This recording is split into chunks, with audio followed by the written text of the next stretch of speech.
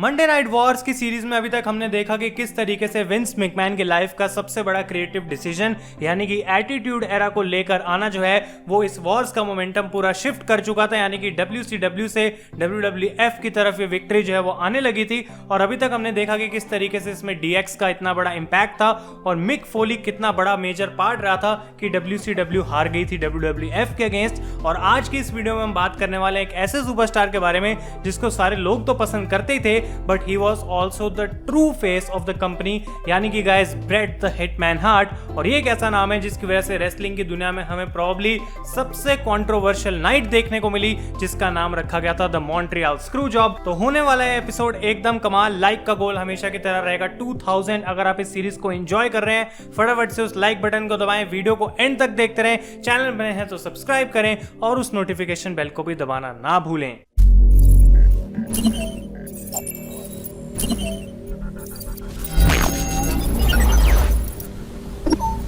तो गाइज मैं हूं Ayush and welcome back to Monday night wars. और ये 6th एपिसोड है जिसका नाम है द हार्ट ऑफ वॉर। और अगर आप सोच रहे हैं सीरीज क्या है और पहले के एपिसोड्स किसके ऊपर बेस्ड थे, अगर आपने वो सब मिस कर दिया तो link is down below in the description. इस एपिसोड को देखने से पहले आप वो सारे जरूर सीक्वेंस में देखें। और मैं एक बात आपको बता दूं कि जैसे जैसे सीरीज आगे बढ़ रही है और भी ज्यादा कमाल होती जा रही है, तो आप लोगों का जो सपोर्ट है वो इस सीरीज को और भी ज्यादा, मेरा इंटरेस्ट भी बढ़ा रहा है इसको आगे कंटिन्यू करने में। तो अभी तक हमें बात जान चुके हैं कि 1993 के अंदर विंस मैकमैन ने जो है वो मंडे नाइट रॉ को लॉन्च करा था, हिस्ट्री क्रिएट करी थी, प्राइम टाइम के अंदर ये शो था।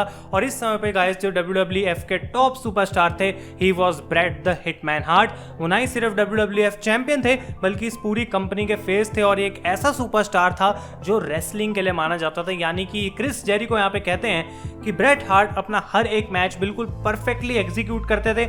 आर्न एंडरसन कहते हैं कि जितने लंबे इनके मैचेस होते थे उतना ही क्राउड का इंटरेस्ट बढ़ता चला जाता था। और यहाँ पे फाइनली CM पंक कहते हैं कि कितनी कमाल की जॉब करी थी पूरी ब्रेट हार्ट ने to act as the face of company. और बेसिकली हार्ट अपना जो रोल है वो बहुत सीरियसली लिया करते थे और लोग उनको बहुत ज्यादा पसंद करते थे। तो इसके बाद एक रिमाइंडर के तौर पे हमें दिखाया जाता है कि WCW ने भी सितंबर 1995 में अपना शो नाइट्रो लॉन्च करा था और वो हेड टू हेड आ चुके थे मंडे नाइट रॉ के अगेंस्ट। और एक ऐसा समय चल रहा था जब WWE फोकस कर रही थी नए टैलेंट्स को बिल्ड करने पे और वो कोशिश कर रहे थे गाइस कि वो ज्यादा अच्छा रेसलिंग कंटेंट भी दे सकें। और बेसिकली इस पूरी चीज को बोला जा रहा था द न्यू WWF जनरेशन। और इसमें जो दो सबसे ऊपर स्टार्स थे वो थे शॉन माइकल्स और Bret the Hitman Hart. Natalya यहाँ पे कहती है कि ब्रेट हार्ट हमेशा से बात जानते थे कि शॉन माइकल्स एक बहुत कमाल का रेसलर है और WWE को उसके अंदर इन्वेस्ट भी करना चाहिए फ्यूचर प्लान्स में। और डैनियल ब्रायन शेमस भी बताते हैं कि किस तरीके से दोनों इतने कमाल के थे कि ये रिंग में चाहे एक साथ हों या फिर अलग अलग हों, हमेशा एक कंपेटिटिव नेचर के थे और कमाल की रेसलिंग मैचेस भी दिया करते थे। तो WWE ने इन दोनों की ही पॉपुलैरिटी का फायदा उठाया और इनको एक 60 मिनट आयरन मैन मैच में बुक कर दिया एट रेसलमेनिया 12। और जबकि इन दोनों के बीच में कुछ खास राइवलरी थी नहीं गाइस, बहुत ही जल्द जो है वो चीजें बदलनी शुरू हो गई थी। तो ये दोनों बात जानते थे कि हम कितने बढ़िया रेसलर्स हैं और कितना बड़ा हमारा नाम हो सकता है। और इसकी वजह से इन दोनों के बीच में प्रोफेशनल जेलसी आ गई थी और इनका क्लैश जो है वो होना ही था। और ऑब्वियसली अगर कोई नंबर 1 बन सकता है तो उसको कभी भी नंबर 2 पे रहना पसंद नहीं होता। तो डेफिनेटली इन दोनों का एक रीजन था कि आखिर लड़ते हैं यहाँ पे। तो ब्रेट हार्ट कहते हैं कि इस समय पे मैं WWF चैंपियन था, काफी अच्छे मैचेस दे रहा था, प्रॉब्ली अपने लाइफ के बेस्ट मैचेस दे रहा था, लेकिन ऐसा लग रहा था कि लोगों को उससे कुछ खास फर्क नहीं पड़ रहा, स्पेशली WWE मैनेजमेंट को फर्क नहीं पड़ रहा, क्योंकि वो शॉन माइकल्स को बुक करने पे इतना ज्यादा फोकस थे कि मुझे लग रहा था कि बस रेसलमेनिया 12 में मुझे जाना है और WWE हैंड ओवर कर देगी टाइटल शॉन माइकल्स को और मुझे अपनी कोई खास वैल्यू जो है वो फील नहीं हो रही थी। तो गाइस ये जो इन दोनों के बीच में मैच हुआ आयरन मैन मैच, ये ऑब्वियसली वैसा ही था जो कि सारे लोग एक्सपेक्ट कर रहे थे। एक 60 मिनट वर्क ऑफ आर्ट जो कि बेसिकली यही दोनों प्रोड्यूस कर सकते थे। एब्सोल्यूट क्लासिक मैच था। और ब्रेट हार्ट यहाँ पे कहते हैं कि ये एक उनके लिए बैटल थी और टफेस्ट मैच था उनके पूरे करियर का। और डॉल्फ जिगलर और TJ विल्सन यानी कि टाइसन किड यहाँ पे कहते हैं कि किस तरीके से उनका ये फेवरेट मैच बन गया ऑफ ऑल टाइम।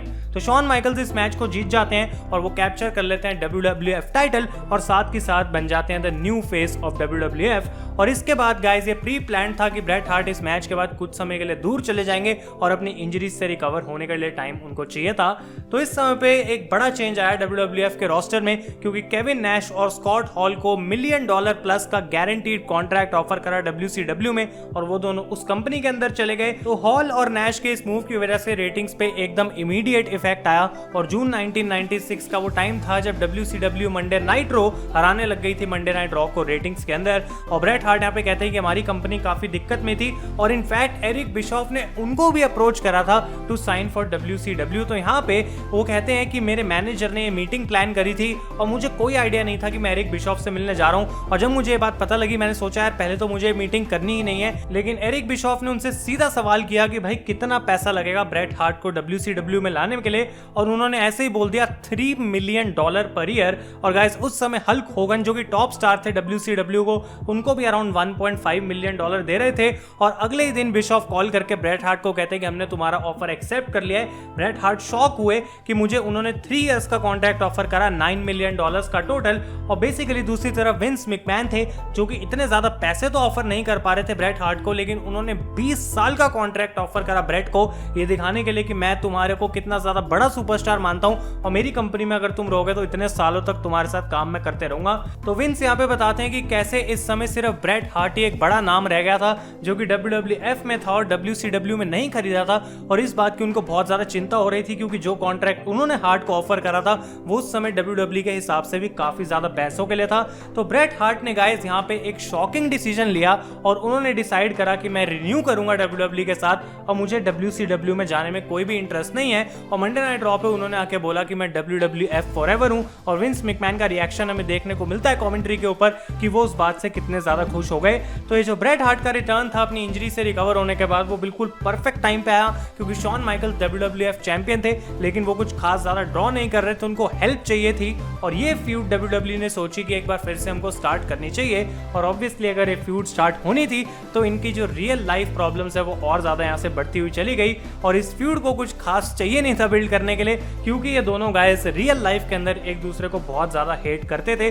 तो सारे लोग एक्सपेक्ट कर रहे थे कि एक बार फिर से हमें Shawn Michaels against Bret Hart देखने को मिलेगा, जो कि सेकंड बड़ा मैच होगा इनका रेसलमेनिया में। लेकिन शॉन माइकल्स को एक करियर थ्रेटनिंग लेग इंजरी हो गई थी, और उन्होंने डिसाइड करा कि भाई देखो मैं मैच में अपना टाइटल ड्रॉप नहीं करूंगा ब्रेट के अगेंस्ट, क्योंकि ये उनकी ईगो के ऊपर जा रहा था। और उन्होंने इसके अलावा क्या करा कि विंस मैकमैन को जाके अपना टाइटल ही वेकेट कर दिया, और ब्रेट हार्ट से उनके वो ये मोमेंट छीन चुके थे। तो यहाँ पे बेसिकली हमें देखने को मिलता है कि शॉन माइकल्स जबकि इंजर्ड हैं तब भी मंडे नाइट रॉ के ऊपर आ रहे हैं, और ब्रेट द हिटमैन हार्ट कहते हैं कि भाई मुझे इसकी इंजरी बिल्कुल रियल नहीं लग रही थी, मुझे लग रहा था कि ये सब कुछ फेक कर रहा है ताकि मुझे अपॉर्चुनिटी ना मिल पाए, मैं जो है वो WWF चैंपियन ना बन सकूं। तो पोस्ट ओपिनियन में शॉन माइकल्स यहाँ पे बताते हैं कि भाई ये इंजरी मेरी पूरी 100% रियल थी, लेकिन मैंने उस समय बहुत सारी ऐसी चीजें करी जिससे ब्रेट हार्ट को रियल लाइफ में गुस्सा आए, उनको खुंदक पहुंचाने के लिए। और वो कहते हैं कि जब मुझे कोई आग दिखती है तो मैं उसको और बढ़ाता था उस समय, ना कि उसको बुझाता था, और इसको करने के लिए वो कभी कभी रिंग में जाके फ्लिप्स करने लग जाते थे। और ब्रेट हार्ट सोच रहे हैं कि ये बंदा बिल्कुल सही लग रहा है और ये मेरे साथ मैच नहीं लड़ना चाहता है, इसने अपना टाइटल जो है वो वेकेट कर दिया।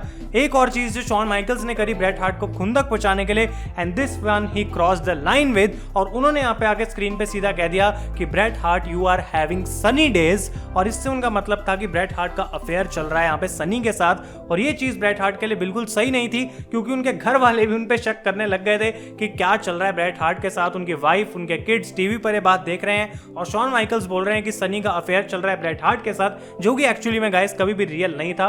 तो ये चीजें सारी जो है बहुत ज्यादा दिक्कत दे रही थी, और ब्रेट हार्ट कहते हैं यहाँ पे कि this was crossing the line, और शॉन भी कहते हैं कि अगर आज के दिनों में मैं ऐसा किसी को कहता तो वो बंदा प्रॉब्ली आके बैक स्टेज मेरे को सीधा मुक्का मारता। लेकिन शॉकिंगली उस मोमेंट में ब्रेट हार्ट ने कुछ खास ऐसा रिएक्ट करा नहीं। तो गाइस इनकी फ्यूड जितनी रिंग के अंदर रियल थी उतनी ही बैक स्टेज भी रियल थी, और पैट पैटरसन यहाँ पे याद करते हैं कि किस तरीके से उनको मैनेज करने के लिए बोला गया था इन दोनों सुपरस्टार्स को।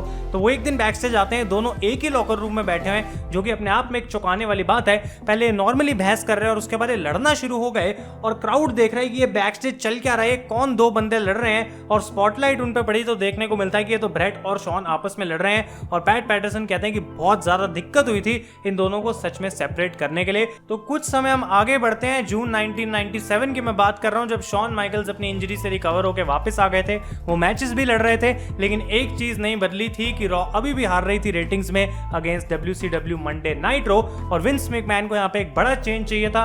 और अभी तक आप लोग भी ये बात जान चुके हैं कि this change was known as attitude era जो कि कम्पीट कर रहा था WCW के अगेंस्ट। और स्टेफनी मैकमैन यहाँ पे कहती हैं कि एक चीज जो WWE हमेशा करती है, जिसकी वजह से वो अभी भी इतनी टॉप पर है, कि वो अपने हमेशा फैंस की सुनते हैं। शायद ये बात 2020 में वैलिड नहीं है, लेकिन जो भी उन्होंने यहाँ पे बोला।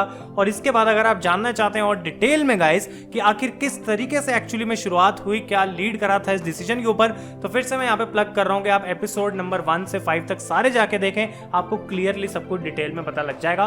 तो गाइस बेसिकली यहाँ पे एक चीज बहुत अलग थी कि ब्रेट हार्ट को एटीट्यूड एरा का आइडिया बिल्कुल पसंद नहीं आया, जबकि फैंस इसको इतना ज्यादा पसंद कर रहे थे। यानी कि एटीट्यूड वर्ड वो अपने कैरेक्टर के अंदर कुछ खास नहीं डालना चाह रहे थे, और इसको करने के लिए रिप्रेजेंट टीवी पे उन्होंने अमेरिकन ऑडियंस के अगेंस्ट हील टर्न कर लिया और वो बन गए एक कैनेडियन हीरो। और विंस रूसो यहाँ पे बात करते हैं कि बेसिकली ब्रेट हार्ट को देख के ऐसा लगता था कि ये बंदा तो सच में कोई हीरो है। और सीएम पंक कहते थे कि ये चीजें दो तरफ जा रही थी, क्योंकि WWE एक नया एटीट्यूड जो है उसको लाने की कोशिश कर रही थी, लेकिन ये चीज ब्रेट हार्ट के कैरेक्टर में बिल्कुल फिट नहीं हो रही थी। और नटालिया यहाँ पे बात करते हैं कि किस तरीके से ब्रेट हार्ट कोई भी ऐसी चीज टीवी पर नहीं करना चाहते थे जो कि उनके खुद के बच्चे ना देख पाए। तो ऑब्वियसली गाइस ये चीज ऐसी थी क्योंकि ब्रेट हार्ट हमेशा स्क्रीन के ऊपर रेसलर ज्यादा थे और एंटरटेनर कम थे, तो एटीट्यूड एरा के अंदर एडजस्ट होना उनके लिए इतना आसान नहीं था। लेकिन दूसरी तरफ अगर मैं शॉन माइकल्स की बात करूं तो वो इस चीज को बिल्कुल वेलकम कर रहे थे और बहुत सारी चीजें उन्होंने डीएक्स के साथ करी जो कि शायद पहले कभी भी किसी ने रेसलिंग के अंदर नहीं देखी थी। फिर से अगर आप ये जानना चाहते हैं तो डीएक्स वाला एपिसोड आप देख सकते हैं। तो ब्रेट हार्ट इन चीजों को देख के बहुत ज्यादा गुस्से में आ गए थे और उन्होंने गाइस इस गुस्से को जताने के लिए लाइव टीवी शो पे विंस मैकमैन को कन्फ्रंट करा अनाउंसर्स टेबल पे, और इन दोनों के बीच में ऑलमोस्ट लड़ाई हो गई। और माइकल कोल कहते हैं कि ये रियल इसलिए इतना लगा था क्योंकि ये एक्चुअली में रियल था, यानी कि ब्रेट हार्ट इतना ज्यादा गुस्से थे। और वो कहते हैं कि सिंपल उन्होंने बात को छोड़ा नहीं कि भाई ये एक नया चेंज है जो कि कंपनी में आ रहा है, आखिर तुम क्यों इससे खुंदक खा रहे हो। लेकिन गाइस विंस मैकमैन यहाँ पे बैक ट्रैक करके बात करते हैं पोस्ट ओपिनियन में कि उन्होंने एक बहुत बड़ी गलती कर दी थी ब्रेट को इतना लंबा कॉन्ट्रैक्ट ऑफर करके, क्योंकि शायद वो इतने पैसों के लिए वर्थ इट नहीं थे। और वो कहते हैं कि मैं अपनी डील पे तो लिव अप करूंगा, लेकिन कोई ना कोई हमें एक ऐसा तरीका ढूंढना पड़ेगा कि तुम इस कंपनी से निकल जाओ। और इनमें से एक तरीका था कि अगर ब्रेट हार्ट WCW में चले जाएं, क्योंकि एरिक बिशॉफ का वो $3 मिलियन पर ईयर वाला जो ऑफर था वो अभी भी टेबल के ऊपर था। लेकिन गाइस ब्रेट हार्ट कभी भी WCW में नहीं जाना चाहते थे, यही एक रीजन था कि पहले भी उन्होंने रिन्यू करा। तो एरिक बिशॉफ कहते हैं कि उस समय पे WCW एक नया शो लॉन्च करना चाह रही थी जिसका नाम था थंडर, और इसके लिए उनको नया टैलेंट चाहिए था, और अगर ब्रेट हार्ट को वो साइन कर पाते तो उससे बड़ा नाम उस समय पे कोई था नहीं। और विंस मैकमैन यहाँ पे गाइस बेसिकली क्या चाहते थे कि ब्रेट हार्ट मैचेस को हारें, शॉन माइकल्स को और भी ज्यादा बड़ा दिखाया जाए, लेकिन ब्रेट हार्ट की जो प्राइड है वो इतनी ज्यादा थी कि इस चीज को वो बिल्कुल भी नहीं मान सकते थे। और कहानी यहाँ पे कुछ ऐसी थी कि जबकि ब्रेट हार्ट WWF में रुकना चाहते थे, विंस मैकमैन चाहते थे ये मेरी कंपनी से चला जाए, तो उनके पास कोई ऑप्शन नहीं बचा but to sign with WCW for all the money that he was being offered. और इसकी वजह से गाइस WWF ने यहाँ पे एक प्लान बनाया कि हमको मॉन्ट्रियल में यानी कि सर्वाइवर सीरीज के अंदर कनाडा में ही जो है ब्रेट हार्ट को हराना चाहिए और शॉन माइकल्स उनसे WWF टाइटल जीत जाएंगे। और विंस रूसो कहते हैं कि विंस मैकमैन ने हर एक पॉसिबल तरीका सोचा कि किस तरीके से ब्रेट हार्ट इस मैच को हार सकते हैं, लेकिन ब्रेट हार्ट ने सारे आइडियाज को रिजेक्ट कर दिया, क्योंकि उन्होंने बेसिकली कहा कि भाई मेरी प्राइड इतनी है, मैं तो अपनी कंट्री में नहीं हार सकता, तुमने जो करना है तुम करो। तो ब्रेट हार्ट किसी भी चीज से एग्री नहीं कर रहे थे और विंस मैकमैन ने इस चीज का सोल्यूशन निकालने के लिए इस पेपर व्यू से एक दिन पहले एक सीक्रेट मीटिंग रखी है डिसाइड करने के लिए इस मैच में क्या करना चाहिए। और ट्रिपल एच एक्चुअली यहाँ पे रिवील करते हैं कि इस मीटिंग के अंदर हुआ क्या। तो वो बताते हैं कि ब्रेट हार्ट इस मैच को नहीं हारना चाहते थे, वो चाहते थे कि किसी तरीके से इस मैच को खत्म करा जाए, कि वो अगले दिन मंडे नाइट रॉ के ऊपर जाएंगे और बोलेंगे कि भाई देखो इस कंपनी में मैं अब काम नहीं कर सकता, वो अपना टाइटल वेकेट करेंगे और वहां से चले जाएंगे। लेकिन वो कहते हैं इस चीज में बहुत बड़ा रिस्क था, क्योंकि सर्वाइवर सीरीज के अगले दिन ब्रेट हार्ट का कॉन्ट्रैक्ट खत्म हो रहा था, और मान लो अगर वो WCW नाइट्रो के ऊपर चले जाते अपना WWF टाइटल लेके, तो उस समय WWF जो है वो बेसिकली आउट ऑफ बिजनेस चली जाती, क्योंकि उनका सबसे बड़ा चैंपियन ही वहां पर चला गया। तो यहाँ पे गाइस इस चीज की कोई गारंटी नहीं थी, WWF कोई रिस्क नहीं लेना चाहती थी। तो विंस मैकमैन ने सोचा that we are going to screw Bret, उसे कुछ और बताएंगे और हम एक्चुअली में कुछ और करेंगे। और इस मीटिंग के रिजल्ट के बाद जो सीरीज ऑफ इवेंट्स हमें आगे देखने को मिले, वो गाइस एक ऐसी चीज है जो कि प्रो रेसलिंग की हिस्ट्री में कोई नहीं भुला सकता, probably the change which was the biggest change in the history of wrestling, और इसका नाम था मॉन्ट्रियल स्क्रू जॉब। तो विंस यहाँ पे कहते हैं कि उस समय जो मैंने किया वो मेरी कंपनी के लिए बेस्ट था, और ब्रेट हार्ट आज तक जो है उस डिसीजन से मेरे एग्री नहीं करता, लेकिन उस समय हमारा मेजर प्रोजेक्ट शॉन माइकल्स था और उसको कैसे हमें बिल्ड करना है वो हमारा मेन गोल था। तो शॉन माइकल्स यहाँ पे कहते हैं कि उनको एक ऐसी जॉब करनी थी जो कि उनको दी गई थी, तो वो उनको करनी ही थी। और वो कहते हैं कि इस चीज़ के लिए उनको बहुत ज़्यादा सुनने को मिलने वाला था, लेकिन वो कहते हैं मुझे ये नहीं पता था कि मेरी लाइफ में आगे से जितनी भी इंटरव्यू होंगी हर बार मुझे इस चीज़ के बारे में बात करनी पड़ेगी, क्योंकि ये चीज़ इतनी बड़ी हो गई थी। तो फाइनली इस सीक्रेट मीटिंग का रिजल्ट ये निकला कि ब्रेट हार्ट, जिसको शॉन माइकल्स रियल लाइफ में भी हेट करता है, वही बंदा स्क्रू भी करेगा ब्रेट को इस पेपर व्यू के अंदर। और ये चीज़ काफ़ी खतरनाक थी, क्योंकि नवंबर 9, 1997 सर्वाइवर सीरीज की मैं बात कर रहा हूँ, जब इस कमाल की फ्यूड का हमें एंड देखने को मिला और हमें जानने को मिलता है कि इस मैच से पहले ब्रेट हार्ट और शॉन माइकल्स बैक स्टेज एक दूसरे से मिले थे। ब्रेट हार्ट यहाँ पे कहते हैं कि मैं शॉन को रियल लाइफ में पसंद नहीं करता था, लेकिन हमेशा से उनके लिए बहुत मेरे पास रिस्पेक्ट थी। और शॉन कहते हैं जब मैं ब्रेट का हाथ मिला रहा था तो मुझे फील नहीं हो रहा था कि जब कुछ देर बाद जो उनके साथ होगा उसका रिएक्शन कैसे आने वाला है। तो कैनेडियन क्राउड जो था हमेशा की तरह बहुत ज्यादा चीयर कर रहा था ब्रेट हार्ट को, क्योंकि वो उनके लिए हीरो थे। और आप लोग सोच रहे होंगे कि एक्चुअली में प्लान्ड फिनिश था क्या। तो ब्रेट हार्ट को ये बात बताई गई थी कि ये मैच किसी तरीके के डीक्यू में खत्म हो जाएगा, शायद विंस मैकमैन बाहर आ सकते हैं। एग्जैक्टली प्लान नहीं था, लेकिन विंस ने यहाँ पे कहा था ब्रेट हार्ट को हम कुछ ऐसा करेंगे जो कि क्राउड को भी पसंद आए और तुम टाइटल ना हारो। तो ब्रेट हार्ट बिल्कुल कन्विंस थे इस मैच में जाने से पहले। और हमें मैच गाइस जो देखने को मिला, एक काफी ठीक ठाक मैच चल रहा था इनके बीच में। शॉन माइकल्स जो है वो शार्प शूटर लगाते हैं यहाँ पे ब्रेट हार्ट पे, जो कि उनका खुद का सबमिशन था। और यहाँ पे रेफरी जो है एकदम से बेल के लिए कॉल करता है और मैच हो जाता है यहाँ पे खत्म। अब रेफरी की यहाँ पे इंटरव्यू आती है पोस्ट ओपिनियन में। वो कहता है मुझे मैच से 10 मिनट पहले बताया गया था कि क्या मुझे यहाँ पे करना है, और अर्ल हेबनर था रेफरी का नाम गाइस। और वो कहते हैं कि जैसे ही बेल बजी मैं रिंग से निकला, भाग गया, अरीना से भी निकल गया, और प्रोबेबली तब तक बेल ही बज रही थी कि मैं अरीना से पहले रफा दफा हो चुका था। और पैट पैटरसन भी कहते हैं कि वो हार्ट फाउंडेशन के मेंबर्स ओवेन हार्ट और ब्रिटिश बुलडॉग के बीच में बैठ के मैच देख रहे थे। और जब एंडिंग हुई और वो दोनों उनकी तरफ देख के पूछ रहे थे कि भाई ये क्या हो गया, ब्रेट हार्ट हार कैसे सकते हैं, तो पैट पैटरसन के पास इस बात का कोई जवाब नहीं था। और मिज यहाँ पे कहते हैं कि भाई रेसलिंग हिस्ट्री में आज तक हमें कुछ ऐसा नहीं देखने को मिला कि अचानक से ऐसे रेफरी ने बेल के लिए कॉल कर दिया। तो शॉन माइकल्स हर तरफ देख रहे थे, बस ब्रेट हार्ट से नजरें नहीं मिल रही थी। तो ब्रेट हार्ट खड़े होते हैं, उनको इस बात की रियलाइजेशन हो चुकी होती है कि मुझे मेरे होम टाउन में ही स्क्रू कर दिया गया है। वो विंस मैकमैन के पास जाते हैं जो कि रिंग साइड खड़े होते हैं और सीधा उनके मुंह के ऊपर थूक देते हैं। और उसके बाद पोस्ट ओपिनियन में वो रिमेंबर करते हैं कि कैसे उनका और विंस का फादर सन लाइक रिलेशनशिप था, और 14 साल तक जो उन्होंने रेसलिंग बिजनेस को दिया, जिस तरीके से उन्होंने इसको अपने कंधों पर रख के चलाया, उस चीज का उनको ऐसे बदला मिला, उनको बिट्रेयल मिला। और वो कहते हैं मुझे उस समय ऐसा लग रहा था कि मेरा किसी ने दिल निकाल के साइड में रख दिया हो। I was so devastated. और मिक फोली कहते हैं बैक स्टेज एक ऐसा माहौल बन चुका था, सारे लोग शॉक थे और सोच रहे थे कि ब्रेट हार्ट के साथ आखिर कोई कैसा कर सकता है। और हमें ये भी देखने को मिलता है कि जब ब्रेट अपना एग्जिट कर रहे होते हैं तो वो अपनी होम ऑडियंस के अगेंस्ट ही ऐसे एक्ट करते हैं जैसे कि वो सच में बहुत ज्यादा गुस्से हो, मॉनिटर उठा के इधर उधर फेंक रहे हैं। And he was definitely pissed. लेकिन विंस रूसो यहाँ पे कहते हैं कि ब्रेट हार्ट ने कोई भी और चॉइस नहीं छोड़ी थी विंस मैकमैन के पास। एज कहते हैं कि लॉकर रूम साइड ले रहा था ब्रेट हार्ट की, लेकिन अब हम ये सोचें तो काफी मुश्किल है बताना कि किसकी साइड लेनी चाहिए थी उस समय, क्योंकि हमको एक्चुअली में पता नहीं था कि हुआ क्या है।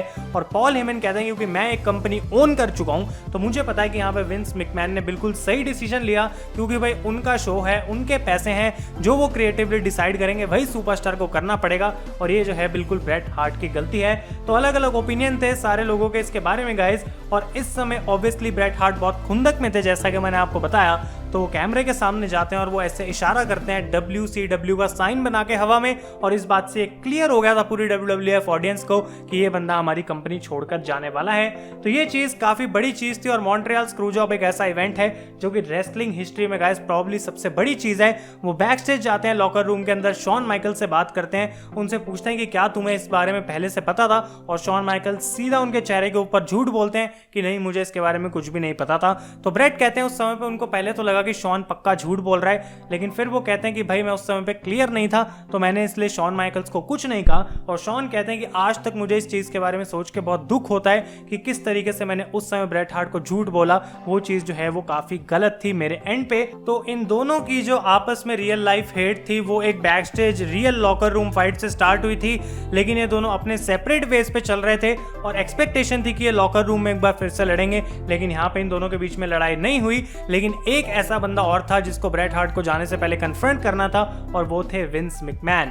तो विंस मैकमैन कहते हैं कि मैं बैक स्टेज था, और वो ब्रेट हार्ट को सीधा सीधा कहते हैं कि मैंने जो करा वो अपने लिए करा, अपने बिजनेस के लिए करा, और वो कहते हैं कि अगर तुम मेरे को पंच करना चाहते हो मेरे मुंह पे तो अभी तुम्हारे पास मौका है, तुम करो जो तुम्हें करना है। और गाइस एक्चुअली में Bret Hart knocked out Vince McMahon, और वहां पे विंस मैकमैन पूरे तरीके से बेहोश हो गए थे। और रोड डॉग बात करते हैं कि किस तरीके से WWE हिस्ट्री की एक ऐसी मोमेंट है जो कि कभी नहीं होगी शायद, कि विंस मैकमैन को कोई मार के वहां से गया है और विंस मैकमैन जो बैक स्टेज है एकदम लंगड़ा के चल रहे हैं। तो विंस मैकमैन का डिसीजन जबकि अपनी कंपनी के लिए था, पूरा जो रोस्टर है वो विंस मैकमैन को अब ट्रस्ट नहीं कर रहा था। लेकिन जो सबसे बड़ा चैलेंज विंस के पास ये था कि अब WCW में ब्रेट हार्ट चले गए हैं, तो उस चीज को मैं काउंटर कैसे करूंगा अपने प्रोग्राम पे, क्योंकि एक साल से भी ज्यादा हो चुका था और मंडे नाइट रॉ जो है वो नहीं हरा पा रही थी नाइट्रो को रेटिंग्स के अंदर। और अब ऊपर से जो है ब्रेट हार्ट भी चले गए WCW में। और JBL यहाँ पे कहते हैं कि ये बहुत बड़ी मिस्टेक लग रही थी उस समय पे कि विंस मैकमैन ने अपने टॉप स्टार को जाने दिया।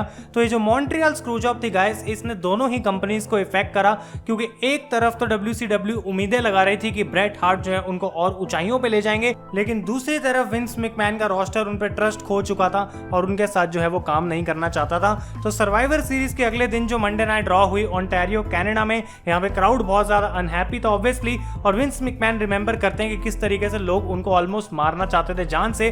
और उनकी इस शो में इंटरव्यू होती है जिम रॉस के साथ, जहां पे JR उनसे पूछते हैं कि क्या तुमने ब्रेट को स्क्रू करा। तो विंस मैकमैन का रिप्लाई यहाँ पे गाइस कुछ ऐसा रहता है कि मैंने जो करा मैंने अपने बिजनेस के लिए करा, और ब्रेट हार्ट ने इस बिजनेस की रिस्पेक्ट नहीं करी, जिसने उसको उसका करियर दिया, जिसने उसको उसकी लाइफ थी, उस चीज को उसने मानने के लिए मना कर दिया। और ये गलती ब्रेट हार्ट की है, ना कि मेरी है, और इसी वजह से मेरे पास कोई सिंपैथी नहीं है ब्रेट के लिए। And I did not screw Bret but Bret screwed Bret himself. और वो ये भी कहते हैं कि अगर लोगों को लग रहा है इस चीज के बाद हमारी कंपनी खत्म हो जाएगी, मैं उनको बता दूं that we are only just getting started. तो ये बहुत ही बड़ी स्टेटमेंट थी विंस मैकमैन की तरफ से। वो इतना कॉन्फिडेंस शो कर रहे थे कि ब्रेट हार्ट के जाने से हम पे कोई फर्क ही नहीं पड़ा। और ब्रेट हार्ट कहते हैं कि उनको भी ये बात पता थी कि विंस मैकमैन वो स्मार्ट इनफ कि वो इस तरीके को किसी ना किसी तरीके से अच्छी चीज में कन्वर्ट कर सकते हैं, और इसी से बॉन्ड कर दिया था उन्होंने इविल मिस्टर मैकमैन का कैरेक्टर। और CM पंक यहाँ पे कहते हैं कि डेफिनेटली इस समय पे मंडे नाइट रॉ ऐसी हो गई थी कि स्क्रूजॉब के बाद क्या होगा सब लोग देखने के लिए ट्यून इन होते थे।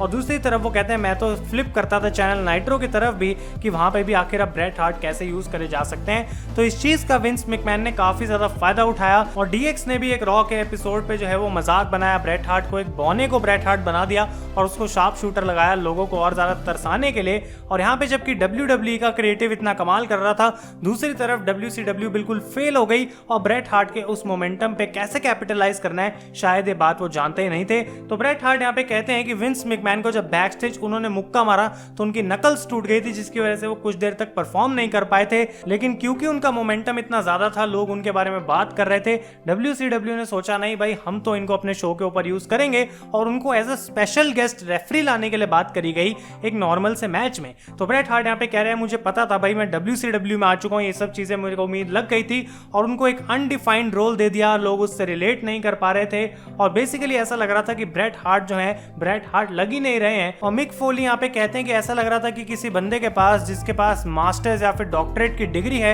उसको वापस स्कूल में भेज दिया बेसिक सीखने के लिए। और CM पंक कहते हैं WCW के पास एक हीरा था, डायमंड था, उन्होंने इस डायमंड को देखा और कहा हाँ यार ये ठीक सा डायमंड है, इसको अब शेल्फ पे रख दो, बाद में देखेंगे इसके लिए करना क्या है। तो बेसिकली WCW ने सोचा कि ब्रेट हार्ट आएंगे, अपना खुद से कोई जादू चलाएंगे और इस चीज से उनको बहुत ज्यादा फायदा हो जाएगा। लेकिन गाइज ये चीज जो थी बिल्कुल काम नहीं कर रही थी। और यहाँ पे लैरी ज़िबिस्को कहते हैं कि WCW को विंस मैकमैन का बंदा मिल गया था, एक टॉप सुपरस्टार, और इस बात में वो इतना प्राउड फील कर रहे थे कि वो कहते हैं कि अगर उनको विंस का बंदा इसीलिए मिला है क्योंकि विंस चाहते थे उसको अपनी कंपनी से निकालना, क्योंकि वो अब ड्रॉ नहीं कर रहा था, और ये बात विंस ने पता लगा ली थी। और वो अगर अभी भी ड्रॉ कर रहा होता तो विंस मैकमैन उसको कभी कंपनी से जाने नहीं देते। तो जबकि एक तरफ ब्रेट हार्ट के पास कोई डायरेक्शन नहीं थी WCW में, दूसरी तरफ WWE का ग्राफ सिर्फ ऊपर जा रहा था। स्टोन कोल्ड शॉन माइकल्स को हरा के WWF चैंपियन बन चुके थे गाइस, और शॉन को इस समय पे एक ऐसी इंजरी हो गई थी जिसकी वजह से ऐसा लग रहा था वो रिटायर हो जाएंगे, वो आगे से कभी मैच नहीं लड़ सकते, तो वो जा चुके थे। और इससे मौका मिला ऑस्टिन को एक ऐसे कैरेक्टर को राइज करने का जिसका नाम पड़ा द रैटल स्नेक, और उनकी जो फ्यूड थी विंस मैकमैन के साथ, उसी की वजह से रॉ ने 2 साल में ऑलमोस्ट अपनी पहली विक्ट्री भी हासिल करी against WCW nitro in the ratings battle. और ब्रेट हार्ट कहते कहते हैं कि जब भी मैं WWE रॉ देखता था मुझे पता था कि हाँ भाई मैं लूजर्स की साइड पे ही हूँ, और उनका जो कैरेक्टर एक साल पहले था, जो उनकी पीक थी पॉपुलैरिटी की, उसके आसपास भी वो नहीं थे कहीं पे WWE में। और वो कहते हैं कि विंस मैकमैन मुझे अच्छे से जानते थे, उनको पता था मुझे यूज कैसे करना है। और क्रिस जेरिको कहते हैं कि जबकि ये एक गिफ्ट दिया था प्लेट में रख के WCW को, तब भी लैक ऑफ नॉलेज और जो बैक स्टेज पॉलिटिक्स चलती थी, इन दोनों चीजों की वजह से ब्रेट हार्ट कभी सक्सीड नहीं कर पाए। इनफैक्ट नटालिया कहते हैं यहाँ पे काफी अच्छी लाइन कि लग रहा था कि पिकासो जैसा कमाल का पेंटर है और तुमने उसको एक छोटा स्टैंप जैसा पेपर दे दिया कि भाई इसके ऊपर तुम पेंटिंग बनाओ। तो एक हफ्ते वो डीन मेलेंको से लड़ रहे थे, दूसरे हफ्ते वो गोल्डबर्ग से लड़ रहे थे, कोई भी सेंस नहीं थी इस चीज के बीच में। और प्रॉब्ली हमें यहाँ पे एक सेगमेंट देखने को मिली जहां गोल्डबर्ग स्पीयर मारते हैं ब्रेट हार्ट को, और ब्रेट हार्ट ने नीचे अपनी टी शर्ट के एक प्लेट पहनी होती है, और यहाँ पे एक्स पाक कहते हैं कि ये कितना बकवास मूव था, लेकिन प्रॉब्ली ये ब्रेट हार्ट की सबसे बढ़िया मोमेंट थी उनके WCW करियर की। तो हम बढ़ते हैं मार्च 1999 की तरफ, जब ब्रेट हार्ट को एक इंजरी हुई थी जिसकी वजह से वो WCW से थोड़े टाइम के लिए दूर चले गए थे। लेकिन दूसरी तरफ WWE का अभी भी ग्राफ ऊपर जा रहा था, क्योंकि ऑस्टिन और विंस मैकमैन की स्टोरी लाइन को कोई कंट्रोल नहीं कर पा रहा था। हर हफ्ते लोग ट्यून इन करते थे मंडे नाइट रॉ को देखने के लिए, और WCW के भी जो फैंस हैं वो शिफ्ट हो गए थे रॉ की तरफ। और जेरिको कहते हैं कि WCW की एक हैबिट बन गई थी कि हम 84 वीक्स तक जीते जा रहे हैं, और जब वो हारना शुरू हुए तो उनको कुछ पता ही नहीं था कि हमको यहाँ पे करना क्या है। तो इस समय पे गाइस एक ट्रैजिक इंसिडेंट हुआ बहुत ज्यादा, क्योंकि ब्रेट हार्ट के भाई ओवेन हार्ट की अनफॉर्चुनेटली डेथ हो गई थी। तो ये एक और हार्ट ब्रेकिंग मोमेंट था उनके लिए, और उन्होंने कुछ टाइम ऑफ लिया WCW में, और फाइनली वो सितंबर 1999 में वापस आए, जहां पे उनको गोल्डबर्ग के साथ स्टारकेड में शेड्यूल करा गया to fight for the WCW world championship. और ब्रेट हार्ट कहते हैं कि मैच से पहले मैंने एक ही चीज बोली गोल्डबर्ग को कि भाई तुम कुछ भी करना मैच में, बस मुझे चोट मत पहुंचाना। हमने मैच शुरू करा, 10 सेकंड हुए और लो गोल्डबर्ग ने मुझे इंजर्ड कर दिया। तो गोल्डबर्ग उनको एक साइड किक लगाते हैं, जिसकी वजह से उनको एक सीवियर कंकशन हो जाती है गाइस। और इसके बाद कुछ ही मैचेस ब्रेट हार्ट ने लड़े, और उसके बाद उनको अक्टूबर 2000 में ऑफिशियली अपने करियर से जो है वो रिटायर होना पड़ गया। एरिक बिशॉफ कहते हैं कि जिस समय ब्रेट हार्ट मेरी कंपनी में आए थे वो वैसे ब्रेट हार्ट नहीं थे जो कि WWE की पीक पर थे, लेकिन ब्रेट हार्ट कहते हैं ये सब बकवास बातें हैं, क्योंकि मैंने WCW को हमेशा अपना फुल देने की कोशिश करी, लेकिन उनका क्रिएटिव इतना बकवास था कि वो कभी मेरे को सही से यूज नहीं कर पाए। और मार्च 2001 में गाइस विंस मैकमैन ने परचेज कर लिया था WCW को, जिसके बाद बहुत सारे उस कंपनी के टॉप स्टार्स WWE में आ गए थे, और ब्रेट हार्ट जो है इस चीज को फॉलो नहीं कर पाए, क्योंकि वो इस समय में बहुत ज्यादा खुंदक में थे विंस मैकमैन से, और मॉन्ट्रियल स्क्रू जॉब वाली चीज वो नहीं बुला सकते थे। तो जनवरी 4, 2010 को finally after 12 long years Bret Hart वापस एंटर हुए एक WWE रिंग के अंदर गाइस, और उनको एक पूरे डेकेड यानी कि 10 साल से भी ज्यादा का टाइम लगा विंस मैकमैन की उस चीज को भुलाने को। और वो बाहर आते हैं इस रिंग में रॉ के शो के ऊपर, और वो वेलकम करते हैं शॉन माइकल्स को, सबसे पहले कॉल आउट करते हैं, उनसे हाथ मिलाते हैं और कहते हैं मैं सब भुला चुका हूं। और शॉन कहते हैं ये बात बहुत अच्छी थी दोनों सुपरस्टार्स के लिए, क्योंकि अब हम उस चीज को भुला चुके हैं और हमारी दोस्ती यहाँ से काफी अच्छी कंटिन्यू हुई। लेकिन एक बंदा बच गया था जिसको अभी भी उन्होंने फॉलो करना था, जिसको कॉल आउट करना था, और वो थे गाइस विंसेंट केनेडी मैकमैन। तो वो विंस को भी बाहर बुलाते हैं और कहते हैं मैं सब कुछ बैरी कर चुका हूं, मैं सब कुछ भुला चुका हूं। और विंस भी कहते हैं कि ना ही हमारे फैंस के लिए अच्छा था, लेकिन ब्रेट के लिए भी बहुत अच्छी चीज थी गाइस। और ब्रेट कहते हैं कि मैं कभी भी WCW का बंदा था ही नहीं, मैं हमेशा ऑस्टिन HB के जैसे रेसलर्स के अंदर विश्वास करता था, और अल्टीमेटली वही एक ऐसी साइड रही जिसकी तरफ मैं बिलोंग करता हूं, जिसकी तरफ मैं सबसे ज्यादा लॉयल था, and that was the winning side which was WWF। तो गाइस इस तरीके से एपिसोड हो जाता है खत्म। मैं जानता हूं कि ये वीडियो ऑलमोस्ट आधे घंटे की बन जाएगी, लेकिन this was such an amazing episode. मतलब मैं सोच रहा हूं कि एक बार ये सीरीज जब खत्म होगी तो इसका रिव्यू भी मैं आपको दूंगा कि क्या मुझे लगा इसके बारे में। But Bret Hart is such a legend, और अगर वो नहीं होते शायद तो ये मॉन्ट्रियल स्क्रू जॉब और एटीट्यूड एरा का जो इतना ज्यादा टेस्ट बदला वो हमें कभी देखने को नहीं मिलता गाइस। तो अगर आपको ये वीडियो पसंद आए इसे लाइक करें। Episode number 7 is going to be awesome, और जैसा कि मैंने कहा आगे आगे हम बढ़ रहे हैं तो ये और भी ज्यादा सीरीज कमाल होगी। मैं हूं आयुष और आप देख रहे हैं रेसल इंडिया।